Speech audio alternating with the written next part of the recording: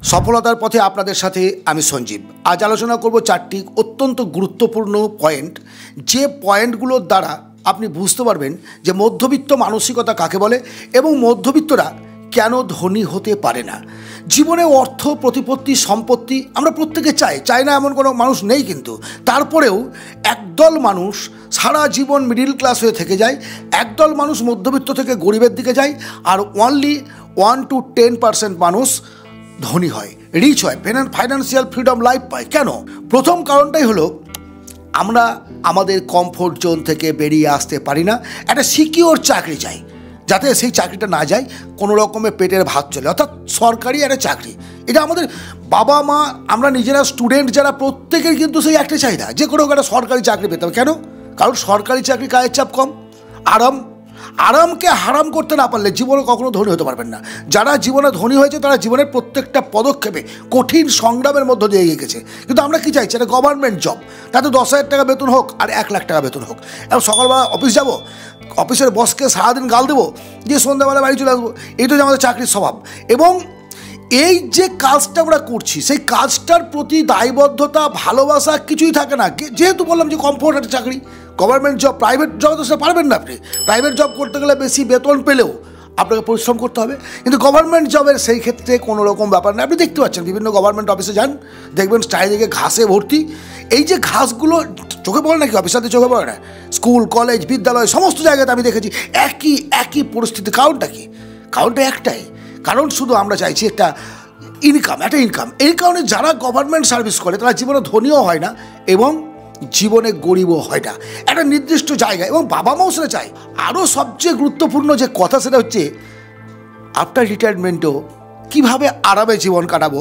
এই আরাম চিন্তা করতে গিয়ে সারাটা জীবন আমরা একটা কমফোর্ট জোনের মধ্যে আবদ্ধ হয়ে থাকি এবং জীবনে কখনো বড় হতে পারি না। দ্বিতীয় উল্লেখযোগ্য কারণ, তারা সেভিংস করে, ইনভেস্ট করে না।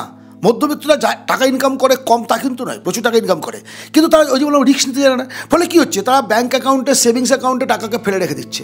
টাকা কীভাবে বাড়বে? টাকা তো টাকা আনবে। আপনি নিজে দৈহিক পরিশ্রম করে কত টাকা ইনকাম করবেন? আপনার হয়ে যদি টাকা না খাটে, আপনার হয়ে যদি অন্যজন কেউ কাজ না করে, তাহলে জীবনে কখনো আপনি ইনকাম করে ধনী হতে পারবেন না। মধ্যবিত্তরা কখনোই ইনভেস্টের ব্যাপারে ঝুঁকি নিতে চায় না। ঝুঁকি কেন?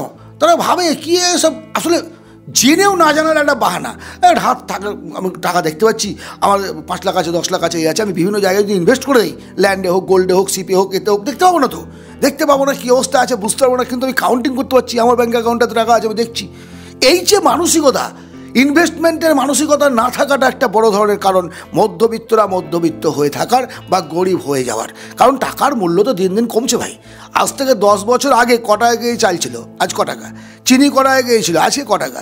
সর্ষের তেল কত টাকা গিয়েছিল, আজকে কত টাকা?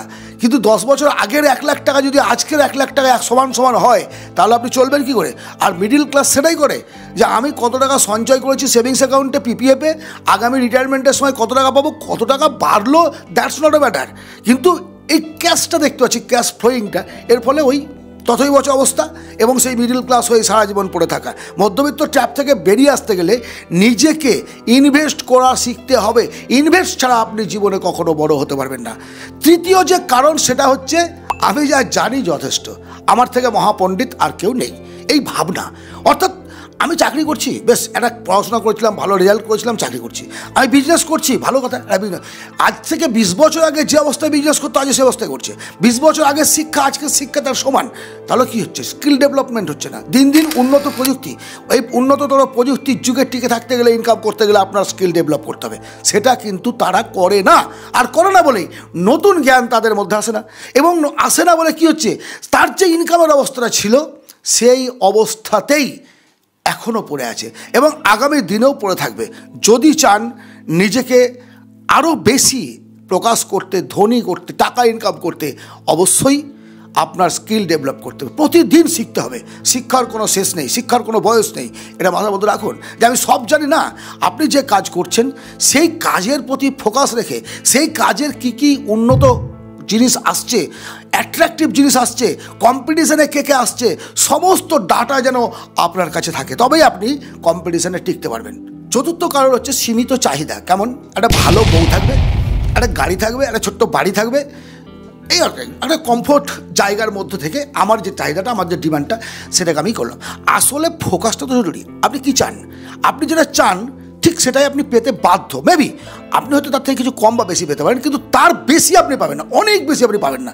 মধ্যবিত্ত চাহিদাই হচ্ছে লিমিটেড চাহিদার কারণে একটা লিমিটেড জীবনযাপন তারা করতে থাকে।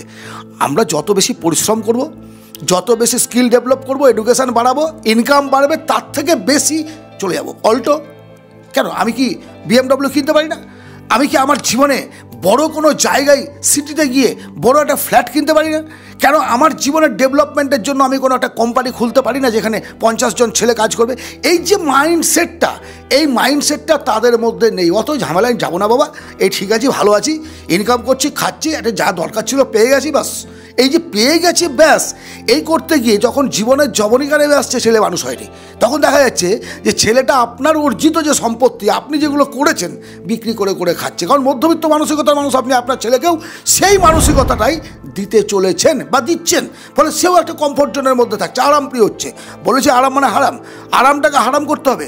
আপনার জ্ঞান বৃদ্ধি করুন, আপনার ফোকাস বাড়ান, আপনার লক্ষ্যটাকে বাড়ান, আপনার চাহিদাটাকে বাড়ান, এবং তার সঙ্গে সঙ্গে ইনকাম কিভাবে বাড়বে সেই চিন্তা করুন। অ্যাক্টিভ প্যাসিভ যেভাবে হোক আপনাকে আপনার ইনকাম বাড়াতে হবে। হ্যাঁ, তার মানে এই নয় যে অসৎ উপায়ে ঘুষ খেয়ে বা আপনি বিভিন্ন কিছু করে আপনার ইনকাম বাড়াবেন, সেটা কিন্তু বলিনি আমি।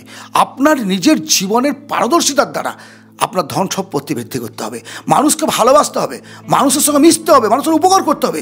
মানুষই একমাত্র শেষ কথা বলে, অন্য কেউ নয়।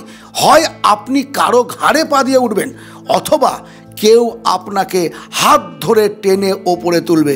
এটাই হচ্ছে চরম সত্য। আর এই সত্যতাটা আমাদের মতো মধ্যবিত্ত পরিবারের ছেলেমেয়েরা বোঝে না, জানে না, বা জানতে চায় না বলেই একটা নির্দিষ্ট জায়গায় আটকা পড়ে থাকে, র্যাট রেসের মধ্যে আবদ্ধ পড়ে থাকে। সকাল 10টা থেকে সন্ধ্যে 10টা পর্যন্ত কাজে জড়িত হয়ে পড়ে থাকে, কিন্তু জীবনে তারা কোনো স্বাধীনতা পায় না। যদি সত্যি স্বাধীনতা চান, যদি সত্যিকারের মধ্যবিত্ত ট্র্যাপ থেকে বেরিয়ে এসে ধনী হতে চান, তাহলে আজকের আলোচিত এই 4টে পয়েন্ট আবার শুনুন, দরকার হলে ডাউনলোড করে রাখুন। কারণ আমার উদ্দেশ্য মিডিল ক্লাস যেন মিডিল ক্লাস না থাকে, এবং মিডিল ক্লাস যেন আরও অধঃপতনে না যায়, আগামী দিনে কম্পিটিশনের টিকে থাকতে পারে। কারণ আমার এই চ্যানেলটাই হচ্ছে গরিব এবং মধ্যবিত্ত পরিবারের ছেলেমেয়েদের জন্য। ভালো থাকবেন। যদি পছন্দ হয় একটা লাইক, সাবস্ক্রাইব, শেয়ার করবেন, এবং বন্ধুবান্ধবদের সঙ্গে আলোচনা করবেন, যাতে তাদের লাইফস্টাইলটাকে আপনিও চেঞ্জ করাতে পারেন, আপনিও কিছুটা উপকার করতে পারেন। আবার দেখা হবে অন্য ভিডিওতে। ভালো থাকুন।